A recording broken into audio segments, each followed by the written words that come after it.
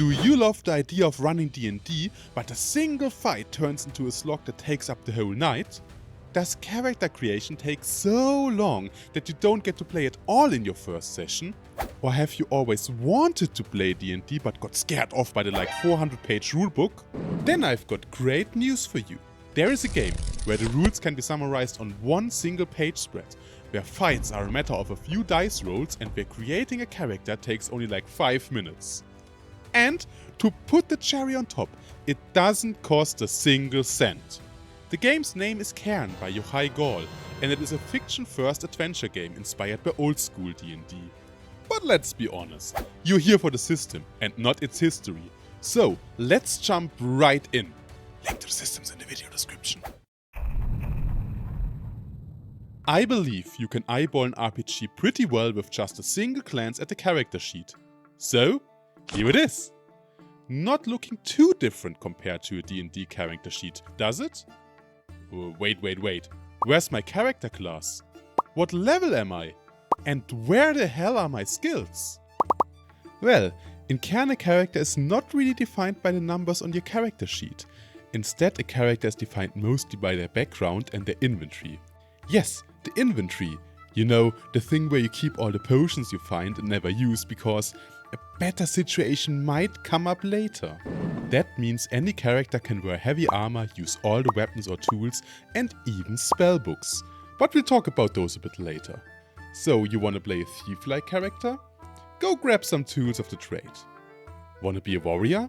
Blade armor and a longsword it is. Wanna fling spells? Go steal a spellbook. But your inventory is limited to 10 slots, so choose wisely. And that's all nice and well, but we still got to talk about the skill thing. Or rather the no skill thing, I guess.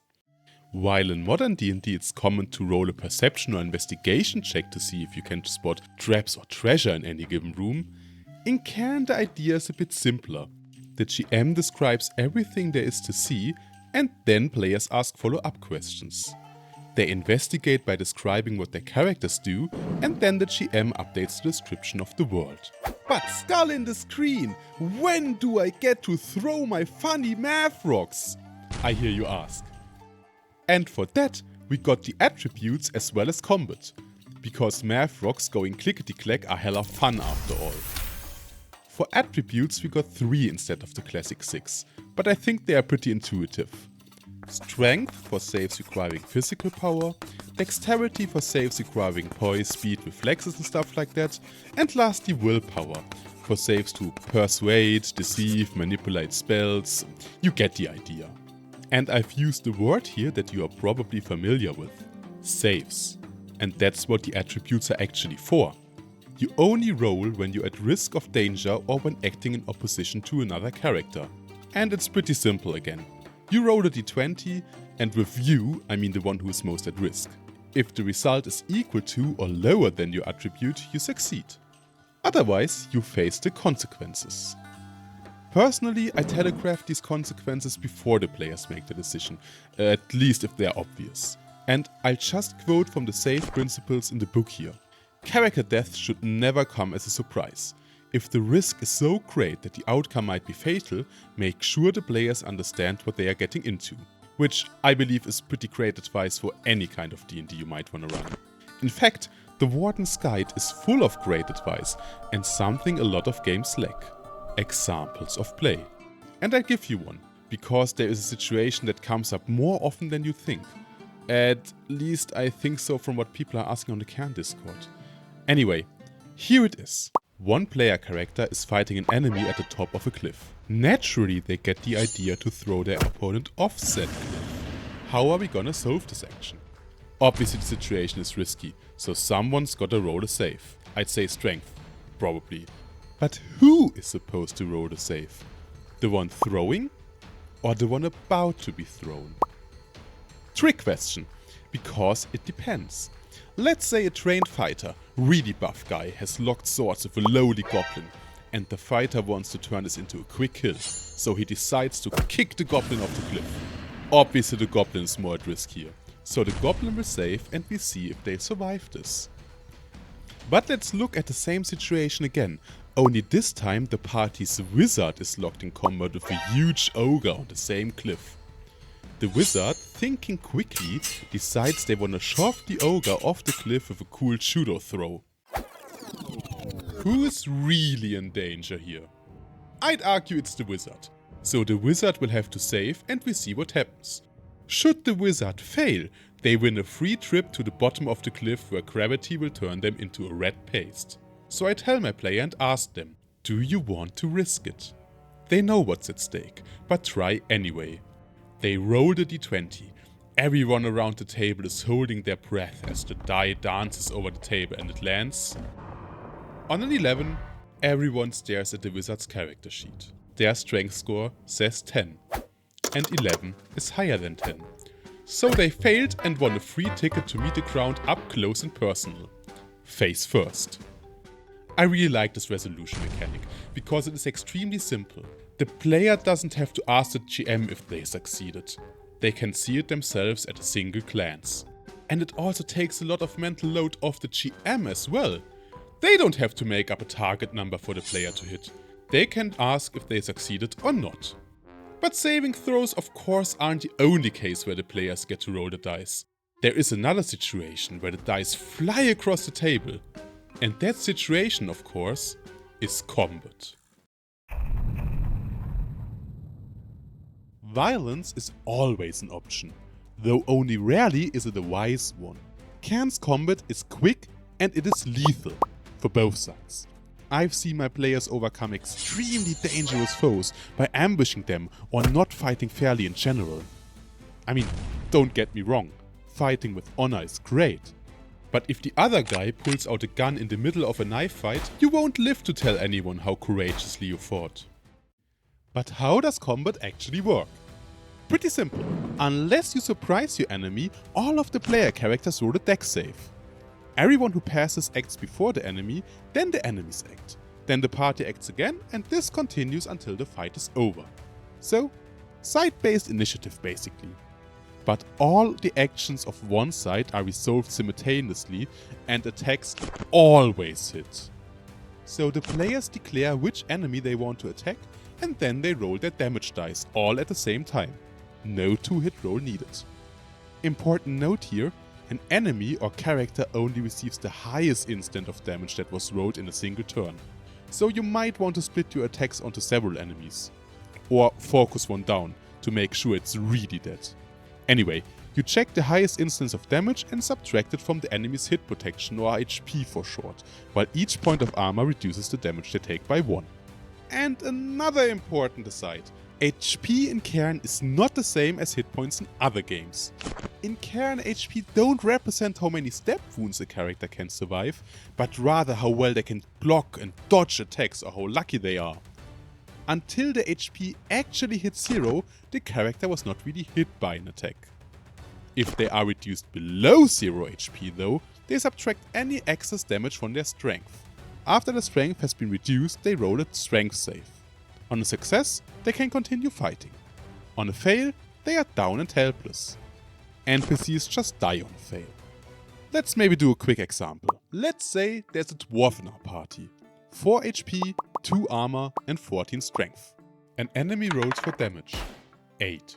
We subtract the armor and we are left with 6, which is more than the 4 HP the dwarf has. So we reduce their strength by 2, leaving them at 12 and they roll a save. Let's say an 8, which is a success. So they continue fighting, albeit with 0 HP and only 12 strength left. So from now on, any hit can knock them out. The mechanics for NPCs are exactly the same as for player characters by the way, so if you think any of this is unbalanced, don't worry. It's just as dangerous for the other side. Also, don't worry too much about the HP. They recover completely if characters take a short rest. And with a short rest I don't mean a 30 minutes break, but really just a quick breather. Drinking some water, tending each other, an actual short rest. Now there actually are 2 rules that only count for NPCs. And if you've ever played an old school game before, you're probably aware of them. Reaction and morale. And the idea behind those 2 is pretty simple. When your player characters encounter an NPC and their reaction is not super obvious, the GM will just roll 2d6 to figure out what it is. And you might look at this and think, that doesn't make a lot of sense for a lot of encounters. But I think it does. Any person might have a good or a bad day, and even wild beasts might be rather docile if they've just fed. And also we play in a fantasy world, so animals can be a bit smarter than they are in real life to begin with. So let's say you meet a vendor at a campfire and roll a 2. Hostile. How does that make sense? Maybe they've been robbed recently and one of the PCs looks just like the scoundrel responsible. Or the other extreme, you meet a group of kobolds in a dungeon and you roll a 12. Instead of attacking on sight, they invite the party to join them on a raiding party. The goblins down the hallway have caused them quite a headache after all. And the best part about the reaction roll, a fight only breaks out immediately on a 2. That's a 1 in 36 chance. Pretty rare. And the morale roll is just as cool in my opinion, because it adds another component to combat that makes it more dynamic. When your opponents suffer their first casualty and later on when half of them have been defeated, they must pass a willpower save or flee. I think it's pretty cool, because bandits fighting the party until every single one of them has been slaughtered is neither interesting nor does it make much narrative sense. There are some more rules for combat of course, like fighting a huge group of enemies or for fighting from a position of advantage or disadvantage. But that's going a bit too much into detail for this video. If you'd like a more in-depth look though, please let me know in the comments. Cairn, like most RPGs, starts with the character creation. So we probably should have started here, but at least you already know how the game works now, so we can take an even better look at that. We begin with choosing or rolling a background for our character. I've rolled one up for this video, and I actually think there is merit to randomly generating your character instead of building it yourself, especially in Cairn, since all of those backgrounds have prompts that are great fodder for your creativity. I've rolled an 11, which is a half-witch, born of both the mortal world and the unseen. You are an enigma to some and feared by many. Yours is the tale of what happens when two worlds collide. That alone already gives me an idea of what being a half-witch entails. But I guess I'd come up with some proper backstory in actual play. Of course, my character needs a name, and luckily there are some suggestions included. And I'll pick Vex, because I like it. Next, I copy the listed inventory to my character sheet and roll on the 2 tables included in the background. Our first question reads, what did you bring back from the unseelie court? And we rolled a 6, a fake creature's true name. Use it to summon its owner for an act of great service, but only once. It could also fetch a hefty price from the right buyer. That is obviously a super useful thing to have. Reminds me of magic items you might receive at the end of some adventures. But here, it's just something you start with. And it makes the player think about the world. What does the true name summon? And what in the world is this unseelie court? I love it. Next question. What concoction do you carry and what rare ingredients did you gather to make it? Reroll a 1. Rebirth Ash. Remnants of a bark spirit. Sprinkle to reignite a fire that has died or return to life a creature that has died only moments before. One of those uses seems much better than the other, and I think it's pretty obvious which one. It's the fire. I love those little things, as they spark the player's imagination to come up with a little bit of background for the character. And it might also give players some ideas what to do during downtimes later, like filling up those rare healing herbs. There's also some implications for world building in here, like the remnants of a bark spirit which can be used to revive people. Maybe the player wants to figure out where to find one of those once they run out of the ash. Other backgrounds work similarly of course, like the Hexenbane having sworn a vow, like the Vow of Valor, which lets you survive critical damage, but if your vow is broken, you die. Or a Greenwise, which might have been turned into a bland human-like hybrid. No need for food anymore. Photosynthesis does the trick just fine. And that's just 3 examples. I guess my point is that all of those backgrounds are really cool. Again, just download the system. It's free. The next step is rolling our character's attributes, which is pretty simple. We start with 1d6 for HP, which means you can start with 1 HP, but again, not the same as in other games. Next, we roll 3d6 in order for our attributes. And if we don't like them, we can swap once. I rolled up a 2 for HP, 11 for strength, 14 for dexterity, and 8 for willpower. I think I'd like my half-witch to be a bit better at willpower. So I'm gonna take the 14 from dexterity and swap it with my 8. That looks much better. We can also roll character traits, but the video is getting pretty long already, so I'll get through that rather quickly. Vex is lanky, her skin tattooed, she is bald, and her face is pale. She speaks with a squeaky voice, her clothes are foreign, and while she is ambitious, she is also lazy. That's just stuff for fluff, of course, but my players have always enjoyed rolling those up rather than picking them. But ultimately, those traits don't matter too much, at least to me. What matters much more are the bonds a character starts with, which you can also roll on. 3. You carry a hand-drawn portrait of a past love who disappeared into the wood long ago. Somehow you know that they are still alive. And there we got a reason to adventure already. Isn't that great? Finally, we roll how old our character is. 2d20 plus 10. 38. And the youngest character also rolls in the omens table. And since Vex is the only character we created, let's roll another d20 and we get 5. The songbirds of the wood have fallen eerily silent as of late. Hunters claim that a spectral figure has been spotted wandering the forest, gazing longingly at anyone it encounters. That's a plot hook for the GM to put into the adventure as they see fit. And with that character we can start our little adventure at any time. If only we had the GM and a few more players now. It's finally time to talk about the spellbook our half-witch got among her starting items. And since there are no character classes in this game, you might wonder, who can even cast spells to begin with? And that's the really neat part.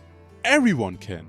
A character in Cairn is mainly defined by their inventory, and the very moment a grave robber, adventurer, gets their sticky little fingers onto a spellbook, they can just use it.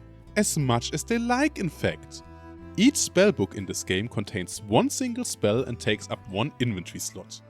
Magic is rare in this setting and you can't just write spellbooks as you please. You gotta recover them from dungeons and other deadly places or rip them from the cold dead hands of their previous owners. You also shouldn't just flash it around whenever you have the chance, since others might be just as ruthless as you and get funny ideas when they realize you have one of those priceless artifacts. So the hard part is getting a spellbook. Casting spells, on the other hand, is pretty simple. Any character can hold a spellbook with both hands and read the magical incantations allowed to use the book's magic. They just gotta add one fatigue to their inventory, which will go away after a good night's sleep. If characters use the book in a safe environment and got enough time, they can even enhance the spell, increasing its power or affecting multiple targets, for example. Or whatever the players come up with, as long as it fits the fiction. But that only works in a safe environment. If they want to use the book under duress, for example in the middle of combat, the GM may ask the PC to make a will save, avoiding terrible consequences that are on par with the intended effect. Examples are extra fatigue, the destruction of the spellbook, injury, and even death. I'd communicate how serious the danger is to the player before they make the decision, at least if it's one of the really grave circumstances. Aside from spells you come up with on your own, there are also 100 spells already in the Warden's guide of the game. If you go through the list, you will realize that there's no fireball, cone of cold, or magic missile in there. But almost all of those spells are utility spells in one way or the other. They also don't give you damage numbers, area of effect, or how long they will last. Like most things in this game, this comes from the fiction. Let's take a look at the spell our character starts the game with. Thicket. The book is wrapped in vines that must be destroyed again with each use. That's just a little bit of flavor. Every spellbook in this game has one like that. Sometimes it's something useful, sometimes it's just fluff. But the effect of the spell is actually given with an area of effect, which is rare in this game. A thicket of trees and dense bush up to 50 feet wide suddenly sprouts up. Pretty easy to come up with use cases if you ask me. Stopping people from tracking or following you, of course, or using it in the middle of combat to cut off parts of the enemy forces. Of course that would require a will save, and on a fail it might be parts of your party that are cut off. Would fit the intended effect if you ask me. We can't go through all of the 100 spells in this video, of course, but I'm putting a few that I think are cool onto the screen right now. And while not all of them might have super obvious use cases, I'm sure a player who has a book like that will come up with something. And don't forget to take a look at the flavor text as well, like the Raised Spirit one, which has the answers, but not the questions of previous owners inscribed. Role-playing games are my all-time favorite hobby. And like most people, I've really gotten into it with D&D 5e. I've played D&D before, sure, but 5e is when I got really into it. I used to run some one-shots, found a group and ran a little campaign. My players really enjoyed the game, and so did I. But at some point, it started feeling like a chore to me. And I can pinpoint that pretty much directly to when the group started getting higher levels, like 5 and later on 10. Suddenly I had to use so many tools, or at least I felt like I had to use so many of them, just to prepare a session properly. Figuring out what kind of CR the enemies need for so and so many players of this and that level, and making a good composition of enemies with the right kinds of abilities. You know the drill. I think Kobold Fight Club is the tool I used to use back then, and with it I meticulously crafted those encounters, and at some point I realized, they just steamroll demons and death knights and dragons and whatever. Why is that? And then I found out about the recommended encounters per adventuring day, and it got even more complicated. And I really didn't feel it anymore at this point. I laid down the GM hat and joined games as a player every now and then. And that was when a friend of mine ran a session of Dungeon World. And even though that's not a game I'm running anymore today, it really opened my eyes to games beyond 5e. And I started running a lot of them. And I mean a lot. PBTA games really caught my attention for a while. Later, it was those cool one-pagers like Honey Heist. But what I really longed for was this feeling of a simple fantasy adventure with some ragtag adventurers struggling against all odds to make an honest living. And then, I don't remember if I looked for it or if it was by chance, I found the OSR, with my first entry point being Old School Essentials. My group didn't really like it, and quite honestly, it didn't really click for me either. But I saw something there, so I started reading blog posts. I bought the Nog magazines, and I really loved how all of those artists and writers and the whole community talked so passionately about what they loved. And I realized that while I loved the OSR, I wasn't a big fan of those retro clones. So my search continued, and I was back to trying out many different systems again. That was until I finally found Cairn and other odd likes. I wasn't used to having such a rules-light system that wasn't something one-shot focused like Honey Heist. And I loved it. Suddenly, prep work for my games became very quick, while I could at the same time run those fantasy stories I loved. And it's not just about the system, but all those really cool adventures that are published in the OSR space. And that's the really cool thing, those adventures are usually published for a specific system, but you can so effortlessly run them in any other OSR game. And that's what I started doing, running classics like Winter's Daughter, The Waking of Willoughby Hall or Hole in the Oak. It was so little prep work for me, my players always had a blast, and GMing was finally fun again. And by now I've mentioned a few times that the game is available for free, but that's not all. It's published under Creative Commons Share-alike. And that means you can basically do whatever you like with this game as long as you credit the author. You can just create stuff for Cairn, basically no strings attached, which fits the DIY attitude of this hobby so well and helps spreading creativity, which is so important in a hobby that is all about creativity and community. I just really love this hobby, and I hope more people will follow this approach in the future. Which brings me to some additional resources you should definitely check out for Cairn. First of all, we got Kettlewright, a party management system and automated character creator. It's really useful, just check it out. Link in the description, of course. Then there's the many adventures you can go play, and there are way too many of them to make a comprehensive list. But I don't have to, because all of that stuff is listed on the Cairn website. And there are conversions for a lot of OSE adventures as well. And then there's also hacks. Lots of hacks. You wanna play Cairn, but in space? There's a sci-fi version of this game like Meteor or Monolith. Do you want more combat mechanics because Cairn is a little too simple for you? check out Block Dodge Parry. And there are many other ones that I'm not even aware of. Really, just look on the website. It's a real trove. And of course, Cairn, like most games, also has a bestiary. And Oozejar has illustrated those beasts and monsters in a really awesome way. I use them for a lot of my videos, in fact, this one as well. Because, again, Creative Commons. And before I forget, the game is split into 2 books, the Player's Guide as well as the Warden's Guide. Today, I mostly talked about the Player's Guide, with only the spells really coming from the Warden's Guide. But if you'd like to hear more about the Warden's Guide, let me know in the comments, I might make another video dedicated to it.